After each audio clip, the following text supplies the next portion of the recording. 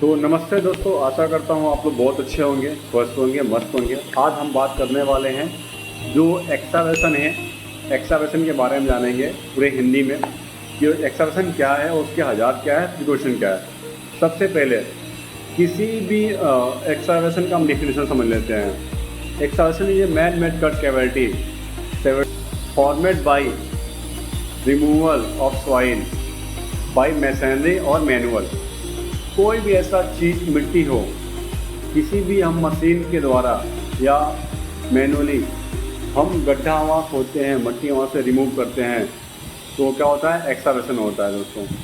ठीक है दोस्तों, 1.8 मीटर के नीचे अगर जाता है तो वो कन्फाइंड स्पेस में भी आता है दोस्तों। तो वहाँ पे जो कन्फाइंड स्पेस का जो प्रिकॉशन है, हज़ार है, वो वहाँ पे लागू होता है दोस्तों। उसके पहले हम जानेंगे जो एक्सावेशन के हज़ार हैं, खतरे हैं, उसके बारे में बात करते हैं दोस्तों। जो एक्सावेशन का हज़ार है, सबसे पहले क्या होता है, कोलेप्स ऑफ सॉइल। ज़्यादातर एक्सीडेंट जो होता है कोलेप्स ऑफ सॉइल से होता है।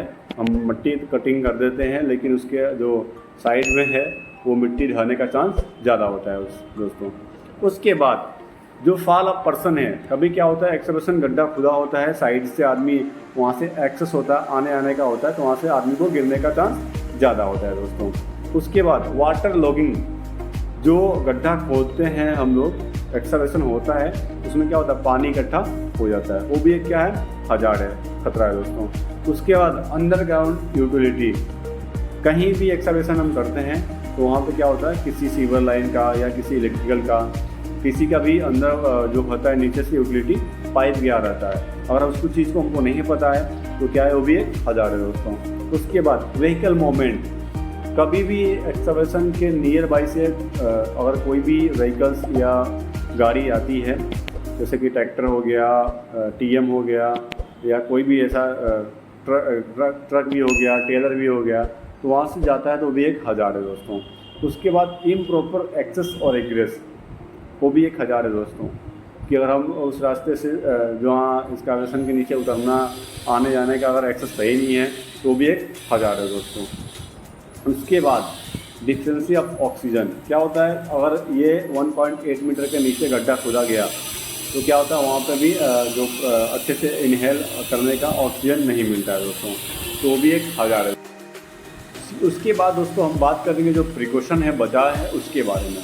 जो एक्सावेशन के जो बचाव है, प्रिकॉशन है, वो क्या है, कभी भी आप अगर एक्सावेशन कराएं तो उसके 2.5 मीटर 3 मीटर के दूरी पे आप एक्सावेशन के जो होल हुआ है उसके साइड में आप बैरिकेडिंग का इस्तेमाल कर सकते हैं, एक प्रिकॉशन के बचाव के तौर पर। उसके बाद जो उसमें जो बैरिकेडिंग डिस्प्ले साइन बोर्ड कर सकते हैं, नियर बाई एक्सावेशन डेंजर्स का साइन बोर्ड लगा सकते हैं वहाँ पे।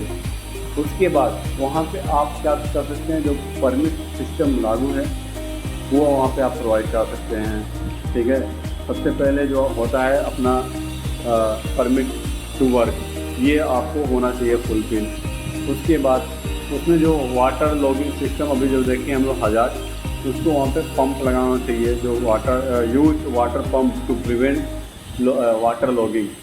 जो उसमें पानी इकट्ठा हुआ रहता है उसको वहाँ से निकालने के लिए जो पंप होता है वो वहाँ पे लगा होना चाहिए दोस्तों।